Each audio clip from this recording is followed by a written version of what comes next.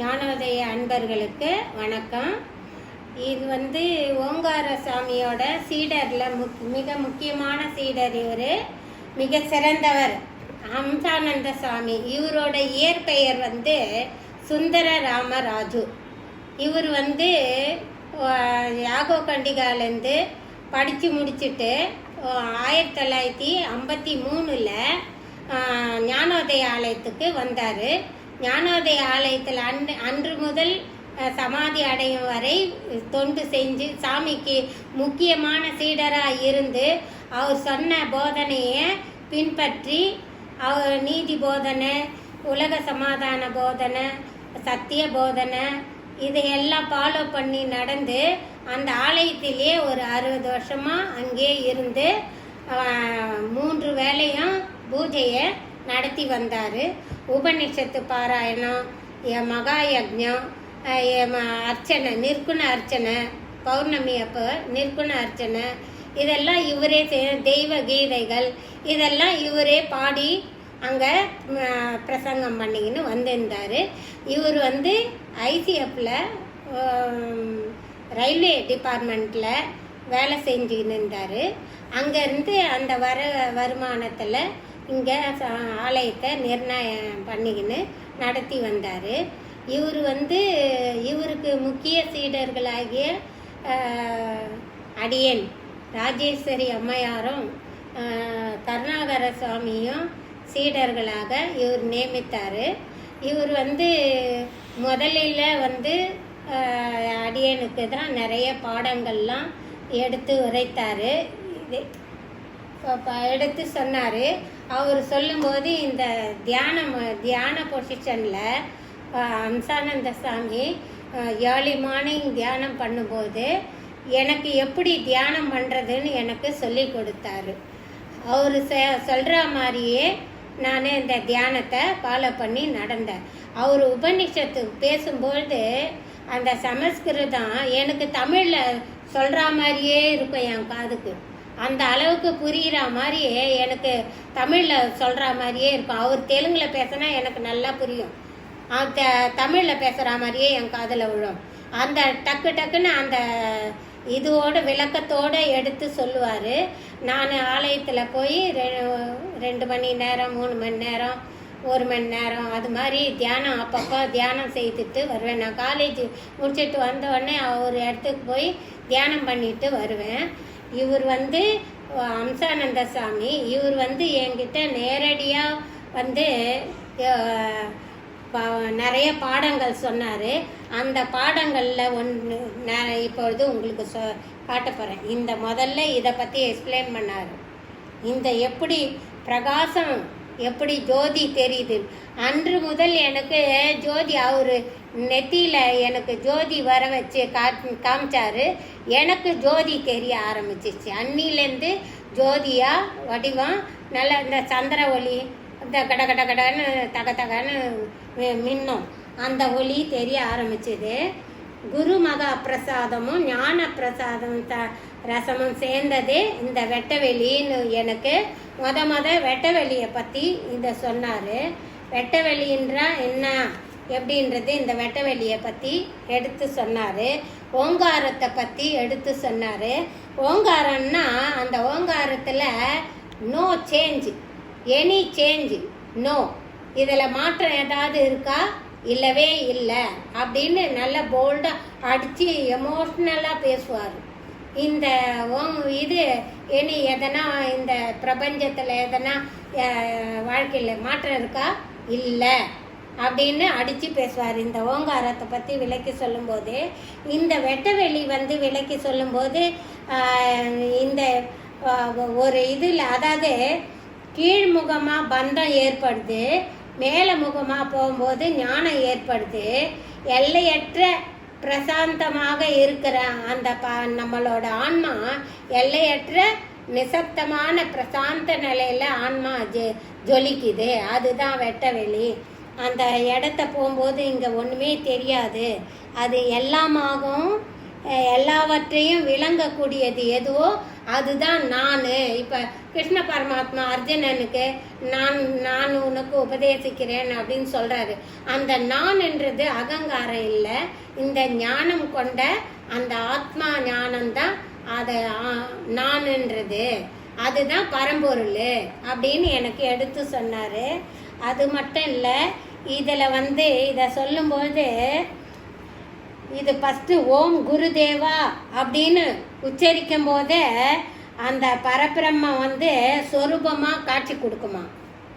ஓம் குருதேவா குருன்னு சொல்லும்போது குருதேவா அப்படின்னு சொல்லும்போதே அந்த பரபிரம்மம் சொரூபம் காட்சி கொடுக்குமா.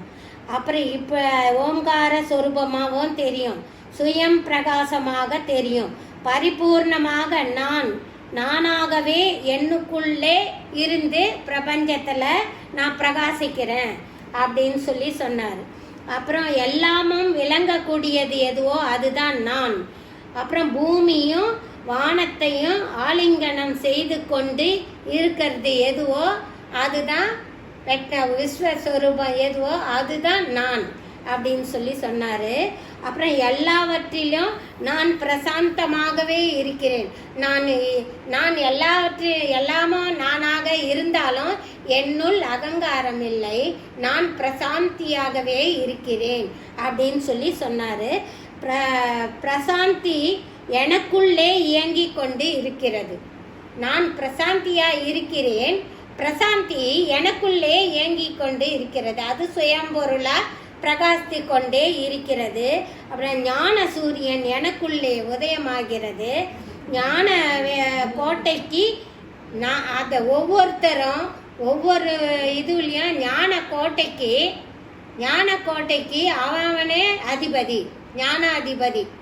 அவன் கோட்டையில் அவன் ஞானாதிபதி அப்படின்ற மாதிரி அந்த சுயம்பொருளே தலைவனாக இருக்குது. அது நக்கன உண்மை. இது நக்கன உண்மை. தெலுங்குல நக்கன வார்த்தைன்னு போடு, அப்படியே எழுதுமா அப்படின்னாரு. சாமி நக்கனன்னா என்ன சாமின்னா, இது உண்மை, நிச்சயமான உண்மை, உண்மையான உண்மை, சத்தியமான உண்மை அப்படின்றத இதை விளக்கி சொன்னார். இது சத்தியம், சுயம்பொருள். இது சுயம்பொருளாக இருக்கிறது மட்டும் இல்லாமல் எனக்குள்ளே பிரகாசமாகி சர்வமும் தெரிய வைக்கக்கூடியது இந்த பரம்பொருள். இது சத்தியம், சுவாமி, சுயம்பொருள், குருவு அப்படின்னு சொல்லிட்டு 6/12/1983 எனக்கு இந்த பாடம் நடத்தினார். 1912 தேதி 3ஆம் மாதம் 6/12/83 இந்த பாடம் எனக்கு நடத்தினார். இது விளக்கி இந்த இடம் வெட்டவெளி காலி போஸ். இந்த வெட்டவெளி காலி போஸ். இது தியானம் பண்ணுமா இப்போ உக்காந்து அப்படின்னு உக்காந்து தியானம் பண்ண 2 மணி நேரம் பொறுத்து தியானம் பண்ணி இது என்னன்னு என்ன தெரிஞ்சதுன்னு காலி போஸ் சொன்னீங்களே, அதே மாதிரி இங்கேருந்து ஒரு ஒளி போச்சு சாமி. அதை ஊடுருவி பார்க்க அதுக்குள்ளே ஒரு ஹாலோ பிளேஸு. அது அங்கே ஒரு இடத்துல போய் கோயின்சைட் ஆகி அங்கே எங்கேயுமே ஒன்றுமே இல்லை, சூன்யமாக வெட்ட வெளியாக தெரிஞ்சுது. அதுதான் அப்படின்ட்டு இதை பற்றி எனக்கு சொல்கிற அவர் ஒவ்வொரு பாடம் நடத்தும் போதும் எனக்கு அப்படியே லயமாயிடும், அப்படியே தியானம் செட் ஆகிடும். அதை பற்றி சொன்னார். அந்த வெட்டவெளி காலி போஸு எல்லா ஞானிக்கும் இது கேந்திரம். இது சர்வ சாஸ்திரத்துக்கும் மூல கம்மிய ஸ்தானம். இது சமயத்தில் நான் இங்கே விவகாரத்தில் சாக்கரத்தில் இருந்தபோது இந்த 4ஐயும் விலக்கி விட்ட போது மிச்சமானது எதுவோ அதுதான் வெட்டவெளி. ஒரு சாஸ்திரம்னு ஒரு பொருளை எது வழிபட்டா அது எல்லாமே நேதின்னு போய்க்கினே விலக்கி போயிட்டு ஒன்றுமே இல்லாதது. எப்படி ஒரு வெங்காயத்தை உரிச்சா ஒன்றுமே இல்லையோ அது மாதிரி அந்த காலி போஸ் வந்துடுது. அது மாதிரி இதை தியானம் பண்ணி சுப்ரங்கா செய்யும்போது இது எல்லாமே நம்மளை விட்டு வேலைக்கு போகும்போது வெறும் வெட்ட வெளி தான். அந்த சப்ஜெக்ட் தான் ஆத்மா. அது வந்து வியாபகமானது, பரிபூர்ணமானது, மற்றும் தனக்குள்ளே சுயமாக பிரகாசத்தோடு அனுபவிக்கக்கூடியது. அது தூங்காமல் தூங்கி சுகம் பெறுவது. இப்படியாப்பட்ட சந்தோஷமான இந்த பாடத்தை அன்னைக்கு நடத்தினார். என்னைக்கு? இந்த 6/12/1983 இந்த பாடத்தை நடத்தினார். அதுக்கப்புறம் ஓங்காரத்தில் எந்த மாற்றமும் கிடையாது. அதனால் ஓங்காரத்தை சதா ஜபித்துக்கினே வாங்க, அதுவே உங்களுக்கு வந்து அந்த நிலையை உருவாக்கும் அப்படின்னாரு. வெட்ட வெளியை பற்றி விளக்கமாக சொன்னார். இதில் நான் இதுவரையில் இருக்கிறது, அதாவது இந்த வீலா குண்டலினி வீலா குண்டலினியில் ஒரு சப்ஜெக்டு அவர் கல்வெட்டில் எழுதுறதுக்கு முன்னாடி எங்கள் வீட்டுக்கு வந்து என்னை கூட்டிக்கின்னு வந்து எங்கள் அப்பா இல்லை அம்மாவோட ஆசீர்வாதத்தை அம்மாவையும் கூட்டிக்கின்னு வந்து ஆலயத்தில் உட்கார வச்சு 10 நாளாக இந்த ஒரு சார்ட்டு வரைய சொன்னார். அப்போ நான் சார்ட்டு எப்படி சாமி வரையிறது? காம்பஸ் இல்லை, பென்சில் இல்லை, பேனா இல்லை, பென்சில் இல்லை, ரப்பர் இல்லை, எதுவுமே இல்லாமல் எப்படி சாமி வரையுது? ஒரே ஒரு ஸ்கெட்சு மட்டும் கொடுத்தா எப்படி சாமி நான் வரைவேன் அப்படின்னும் போது, இக்கட சூடண்டி அப்படின்னாரு. அந்த சப்ஜெக்டை இப்படி காமிச்சிட்டு, இந்த சப்ஜெக்டு இந்த சார்ட்டு வரைகிறதுக்கு இக்கட சூடண்டின்னு இதை அந்த எப்படி சக்கரெல்லாம் ரவுண்டு. அப்புறம் பார்த்தா அவர் சொல்கிறாரு, நாங்கள் குஞ்சி பார்த்தா அங்கே அந்த சக்கரம் ஒலியாக சுற்றிக்கின்னு இருக்குது. 7 சக்கரமாக அந்த கோடம் அப்படியே லைனில் கபன்னு லைட் வெளிச்சத்தோடு சுற்றுது. அப்புறம் இப்படி ட்ராஸ் வேஸ்தாமா அப்படி சொன்னார்.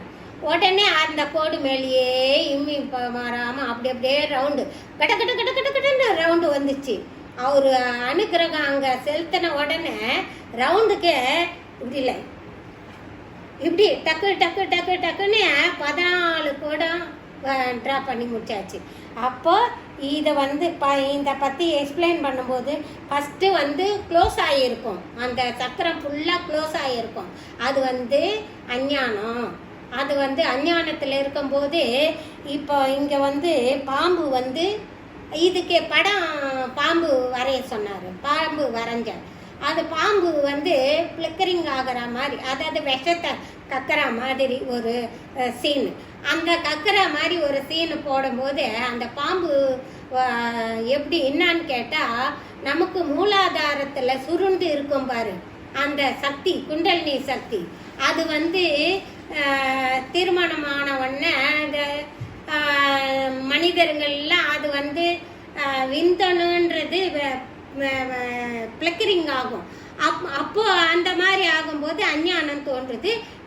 குடும்ப அதாவது குடும்ப ஜனங்கள் என்னது சொல்கிறது, ஜனங்கள் இது ஆகுறாங்க, அதை விருத்தி ஆகுறாங்க. உலக ஜனங்கள்லாம் விருத்தி ஆகுறாங்க. அதை குடும்பத்தில் அவதாரம் எடுக்கிறாங்க. அந்த ஸ்டேஜ் இந்த பாம்பு. இது வந்து அடுத்த ஸ்டேஜ் இந்த மனுஷன் அவதாரம் எடுத்து பிறந்த உடனே இல்லறத்திலிருந்து துறவரம் வாங்கும்போது இந்த ஸ்டேஜ் 3rd ஸ்டேஜ். அப்போ வந்து எஸ்கேப்டு ஃப்ரம் த மாயா அப்படின்னா என்ன சாமி? எஸ்கேப்டு அந்த மாயை. இந்த குடும்ப விவகாரத்துலேயே இவ்வளோ நாள் நம்ம குடும்பஸ்தானத்தில் இருந்தோம். இப்போ வந்து இல்லறத்துலேருந்து இது கடந்து வர்றது இந்த நிலை. அப்போ வந்து ஓங்காரத்தையே ஜெபிச்சுக்கின்னு இருக்கும்போது இது வந்து மேல் நோக்கி செல்லுது. அப்போ நம்ம அந்த அமிர்தமாகப்பட்டது குண்டலிலேருந்து மேலே பிரவாகத்துக்கு வந்து அமிர்தமாக கொட்டுது. அந்த அமிர்தம்தான் இந்த ஸ்டேஜு, 4th ஸ்டேஜ் அப்படின்ட்டு ஒவ்வொன்று. இப்போ அமிர்தமாக கொட்ட டே பை டே இந்த ஓங்காரம் ஜபிக்க அமிர்தம் தானாக சுரந்து அப்படியே அமிர்தமாக வந்து அவங்க லயமாக்கி அங்கே ஐக்கியமாக்குது. அப்பேற்பட்ட அந்த நிலையில வந்து குண்டலினி சக்தி நமக்குள்ளே இயங்கும். அது அப்படி இயங்கும்போது இடைக்கலை, பிங்களை, சுழிமுனை, குண்டலினி சக்தின்றது சுழிமுனை 3 ஒன்றா கூடி இந்த பூர்வ மத்தியத்தில் ஜங்ஷனில் கூடும்பொழுது நமக்கு பிரவாகத்தில் அமிர்தம் சுரக்கும். அப்படின்றத இந்த எக்ஸ்பிளைன் பண்ணி சொன்னார். அந்த இது சார்ட் இதுக்கப்புறமா வந்து இவர் வந்து சுத்த கண்ணாடியை பற்றியும், கண்ணாடி எப்படி ரசம் பூசாத கண்ணாடி நம்ம பார்த்தோமா ஒன்றுமே தெரியாது இல்லையா, அந்த மாதிரி வெட்ட வெளியில் இருந்து நம்ம பரம்பொருளில் நமக்கு அனுகிரகம் பண்ணுது அப்படின்னு சொல்லி சொன்னார். தெய்வம் பரமாத்மா ஒரு பாயிண்டில் அப்படி உற்று நோக்கும்போது ஒரு டாட் போட்ட மாதிரி, ஒரு ஸ்டார் போட்ட மாதிரி அந்த ஒளி அதிலேருந்து ஸ்ப்ரெட் ஆகிக்கினே அப்படியே போய் பெருசாக ஐக்கியமாகி காணாமல் போயிடும். அதுதான் இது பாயிண்ட்டு, பரமாத்மன் தெய்வ அனுகிரகம் அப்படின்றது. இதெல்லாம் விளக்கி சொல்லலாம், இன்னொரு நாளைக்கு நான் இதை பற்றி விளக்கி சொல்கிறேன். ஓங்கார சாமி, அம்சானந்த சாமி இப்போ நிறைய சப்ஜெக்டு சொன்னார். இதில் மெயினான சப்ஜெக்டு இது தான், இந்த குண்டலினி சக்தி. இது வந்து தமிழ், இங்கிலீஷு, தெலுங்குன்னு 3 வகையில். இந்த தெலுங்கு எழுதுறது தான் இந்த காமச்சானால எனக்கு சொல்லி கொடுத்தாரு அந்த சத்யானந்தகிரி சாமி.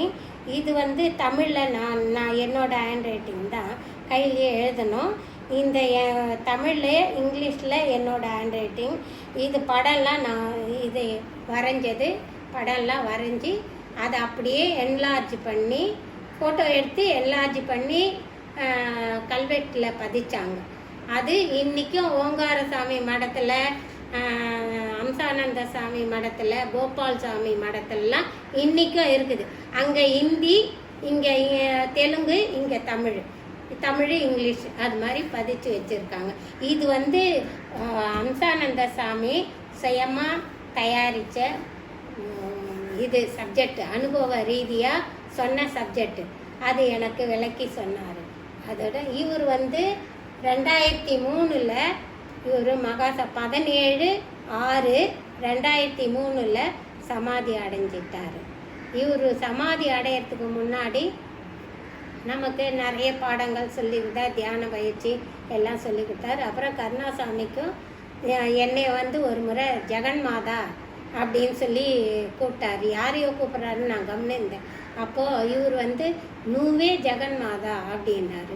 அப்புறம் நான் திரும்பி பார்த்தோன்னே அப்புறம் போய் புளிச்சாமா கருணா கூப்பிட்டுன்னு வா, அழைச்சின்னு வான்னு. அப்புறம் கருணாவை போய் ஃபோன் பண்ணி வர வச்சு அவருக்கு உபதேசம் பண்ணி அவரையும் சீடராக அமைச்சு அன்று முதல் இவரும் நானும் அவரோட சீடர்களாக இருந்து பல போதனைகளை ஃபாலோ பண்ணி நடந்து அந்த ஓபிஆர் கன்றிகால, அதை வடமால்பேட்டை ஞானோதய ஆலயத்தில் பணியாற்றி வருகிறோம். ஜெய ஓம், ஜெய ஓம், ஜெய ஜெய ஓம், ஓம் ஓம் ஓம் ஓம், ஜெய ஜெய ஓம்.